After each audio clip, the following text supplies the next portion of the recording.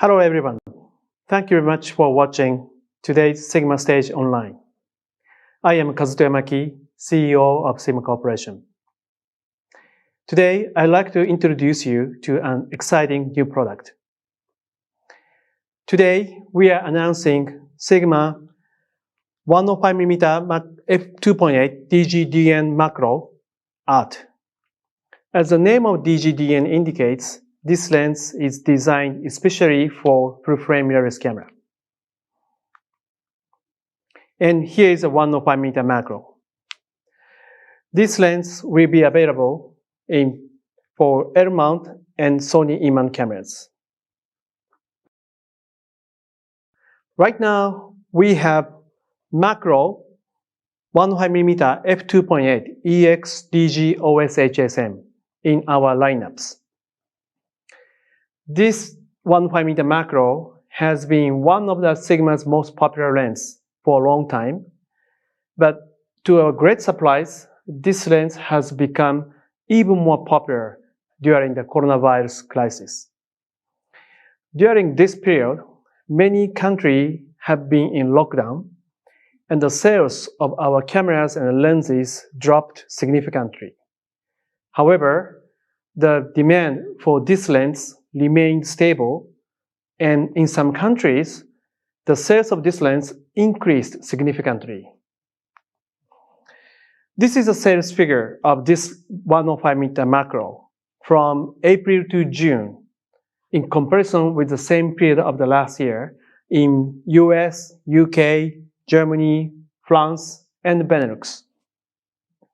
As you can see here, in the US, the sales of this macro lens increased by 74.8% compared to last year. In the UK, plus 27%. In Germany, plus 106.4%, which is more than double.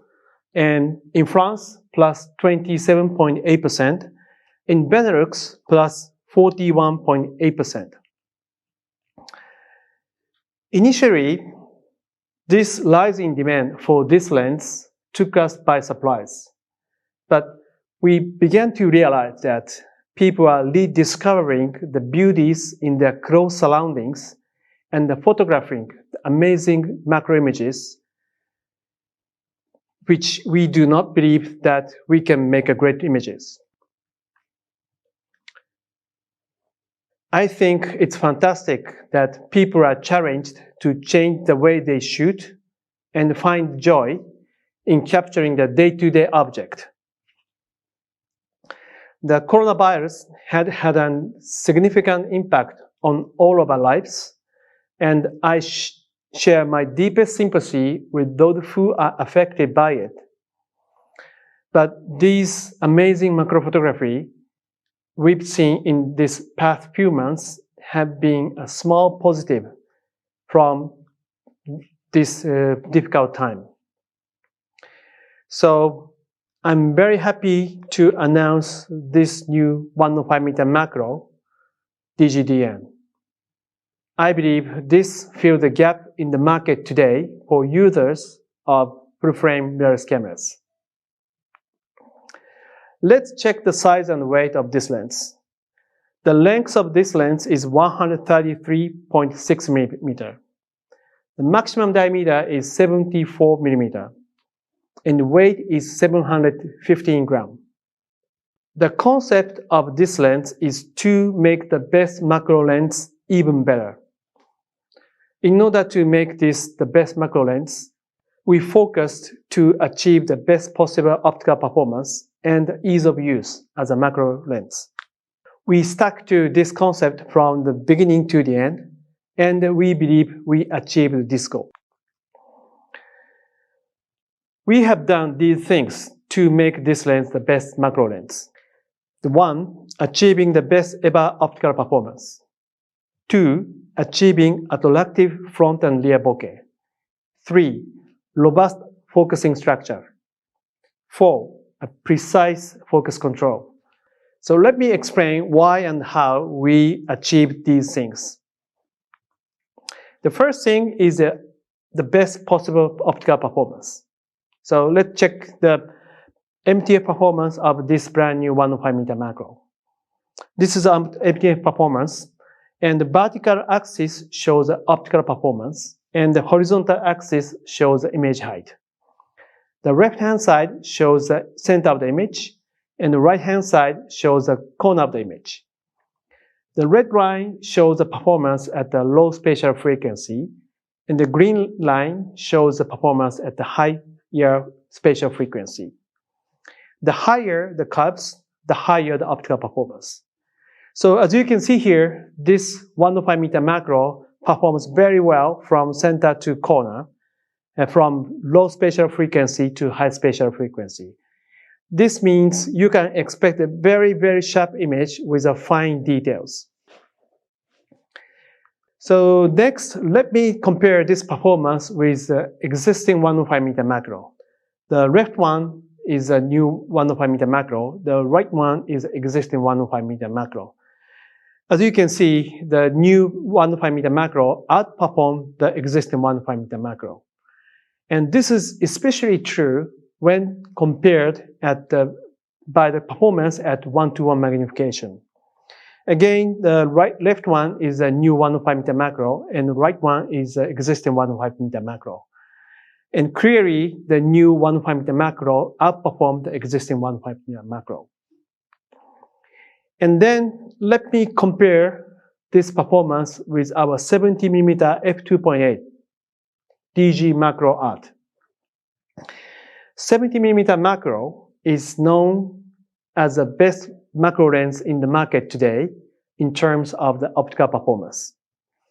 And as you can see, this brand new 105 meter macro performance is equivalent or slightly better in the far corner of the images. So like this brand new 105 meter macro performs very well. Actually, suppressing the lens aberration as much as possible was a must for us to make this the best macro lens. This 105 meter macro is compatible with Sigma's 2 teleconverters. TC1411 is our 1.4x teleconverter, and TC2011 is 2x teleconverter. With this teleconverter attached, the focal length of this 105mm becomes 147mm and 210mm respectively. And with these teleconverters, you can shoot even higher magnification than 1:1. This is a summary of the specification when the 2 teleconverters are attached with this macro lens. With a 1.4x teleconverter, the focal length becomes 147mm, and you can shoot up to 1:4:1 magnification. With 2x teleconverter, the focal length becomes 210mm, and you can shoot up to 2:1. So this is very important feature to create a unique and impressive macro photography. But the problem is that the subject is magnified, and also lens aberrations are magnified. That's the reason why we have to minimize lens aberration in the original lens. Let me show you how the lens aberrations are magnified when the teleconverters are attached. This image was not taken with this brand new 105 meter macro, but taken with another lens which has a significant longitudinal chromatic aberration. There is a magenta color in the front of the focus point, and there's a green color in the back of the focus point. This is longitudinal chromatic aberration. And this is a crop image by the factor of 1.4 to simulate the image taken with a 1.4x teleconverter. As you can see, the chromatic aberration, the magenta and the green colors are also magnified. In the same way, this is a cropped image by the factor of 2. Again, the chromatic aberrations are magnified as well as the subject. So when the 2x converter is attached, the lens aberration on the image plane becomes twice more visible. And with for the longitudinal direction, the lens aberration are increased by 4 times. That's the reason why we have to minimize the lens aberration in the original lens. So we try to minimize all the lens aberrations, but we especially paid careful attention to minimize the chromatic aberrations. These are the examples of chromatic aberration, and the left one is an example of the longitudinal chromatic aberration. The right one is a lateral chromatic aberration. These are quite annoying in image, and especially longitudinal chromatic aberrations are annoying because you can't collect by the software. This is a lens construction diagram of the new 105mm macro and existing 105mm macro. These two lenses had very similar specification, but as you can see here, the lens construction is quite different. The top diagram shows the lens position when the focus is at infinity. And the bottom diagram shows the lens positions when the focus is at the 1:1 magnification. So in the case of the existing 105mm macro, the two lens groups moves like a V shape toward the close distance. On the other hand, in the case of new 105mm macro, the one large focus group to the front side toward a closer distance. This is a very simple focusing system, but also it's easier to control the chromatic aberration. In the case of the focusing system, like in the existing 105mm macro, it tends to create a chromatic aberration. That's why we decided not to take this design approach, but this design approach. So this is how we achieved the best possible optical performance. The second goal is the attractive front and the rear bokeh. This is very important for macro photography, as you know. The macro photography requires a beautiful front and back bokeh. And our optical designer were aware of this importance from the beginning, and he paid careful attention to create a nice, soft, and smooth bokeh. This is a simulated bokeh when our optical designer created during his optical design stage. The top bokeh images is a simulated bokeh image, simulated front bokeh images, and the bottom bokeh images shows the simulated back bokeh. The two sets of the images in the far left shows the images when the focus is at 4.2 meter. And to the right direction, the focus gets closer and closer, and the left side, the right side images shows the bokeh at 1:1 magnification. These simulated bokeh consist of the small dots, and if these small dots spreads equally in the inside of the circle, it means the bokeh is smooth and soft.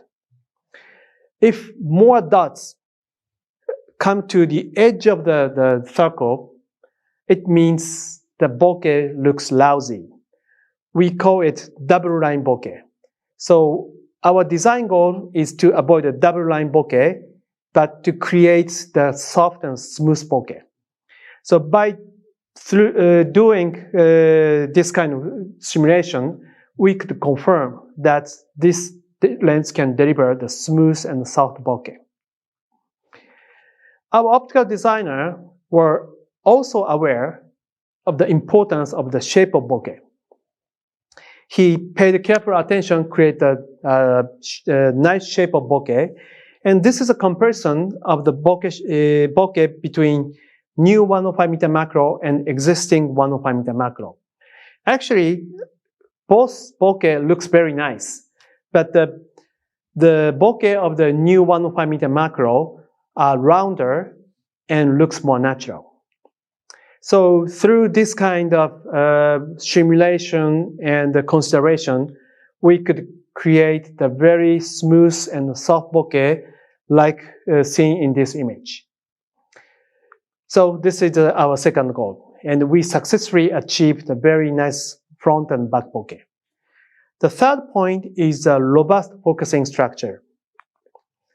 As you know, the macro lens are used in the variety angles, the downwards direction and the horizontal direction, and sometimes upward directions. And lens must maintain the consistent optical performance in these directions and sometimes at the extreme position. So our mechanical engineer created a unique mechanical structure to stabilize the focusing unit at any direction, at any position. This is how the focusing unit travels inside of the lens barrel. The focusing unit travels along the straight grooves. The part that run along the straight groove, which are shown in red here, normally much shorter, but we made it longer for this lens to stabilize the focusing unit inside the lens at any direction, at any position. Actually, making the focusing unit move smooth inside the lens, it's quite challenging with this kind of structure because it requires the higher precision of all these parts. We have to make all the parts with much tighter tolerances, but our expert in our factory made it possible. So the last point is a precise focus control. This is also very important for macro photography because the depths of the field during the macro photography are very shallow. So if the focus unit doesn't allow the precise enough movement, you can't control the focus point as you want. This is the part called cam barrel, which has the cam group. You can see the inside of part. This is the cam group, and this cam group controls the movement of the focusing unit. We made this cam group longer than normal to allow the focusing unit move more to give the users more precise focus control. So by making this cam group longer, you can control the focus more precisely. The only one drawback from doing this is the focus speed.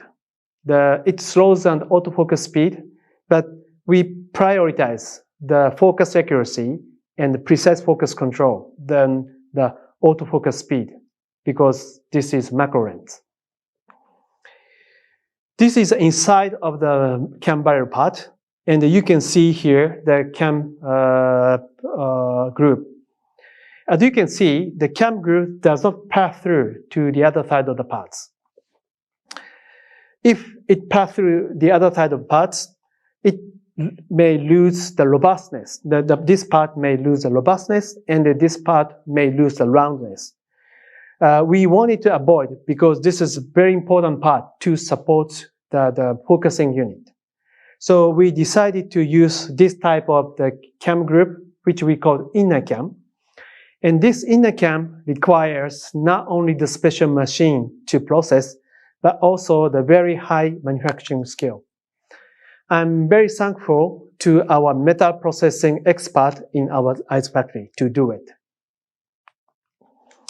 The element users can change the sensitivity of the manual focusing using Sigma Optimization Pro via USB dock. You can make it faster or slower depending on your preference. So we achieved the best possible image optical performance, and we created that very attractive front and rear bokeh. And we created a robust focusing structure to stabilize the focusing unit to achieve the consistent optical performance. And we provide a precise focus control. All of these factors are very important, we believe, for macro lens. But as you know, lens design is not perfect. It always comes with some compromise. And this lens is not the exception. Because we prioritize those factors important for the macro lens, this lens has two downsides. First is that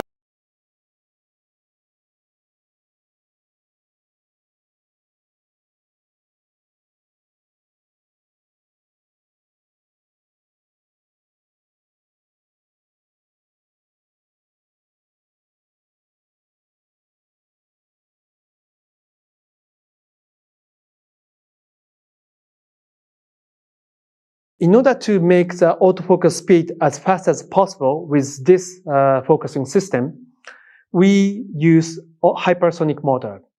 Thanks to the hypersonic motor, this lens is fast enough for the normal use. Introduction of the new products in the past. I have introduced our specialist team for ghosting the flare, which is called Ghostbusters in our office. They did a great job again for this lens too.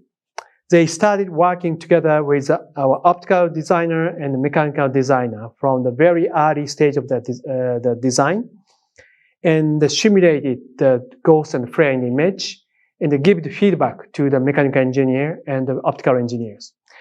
This is a simulation done at the initial stage of the optical design, and this is the same simulation done at the late design stage. As you can see, both optical design and mechanical design have been modified significantly. Many factors influence this modification of the design, but the feedback from the Ghostbusters has a significant influence to this modification of the design. And once they have the prototypes and the pre-production models, they shoot actual images with a light source in it. And they analyze them all if there's any annoying ghosting and flares. For this lens, they took nearly 5,000 shots and analyzed them all to eliminate annoying the ghosting and flares in the image. And also, in order to satisfy the professional photographers, we implemented the many functions in this lens. Like other lens, here is AF/MF switch, and here we have AF lock button. You can lock the focus position by holding down this button. Also, you can customize this button if the camera allows to do it. Here is a focus limit switch. You can limit the focus area by using this switch. And here is aperture ring click switch. You can click or declick the aperture ring. When you shoot the video, you can declick the aperture ring for the smooth and quiet operation. And here is the aperture ring lock switch. You can lock the aperture ring at odd position or between the F2.8 to F22. Or you can unlock the aperture ring completely. So this is explanation of this 105 meter macro. Now I'd like to share with you the sample images taken with a brand new 105 meter macro. As you can see here, you can expect the very, very sharp image with almost no chromatic aberration. And you can see the very fine details in the image. With this amazing macro lens, I hope you enjoy the macro photography. I'm sure you can find the beauty in your close surroundings and find the joy in capturing the day-to-day object.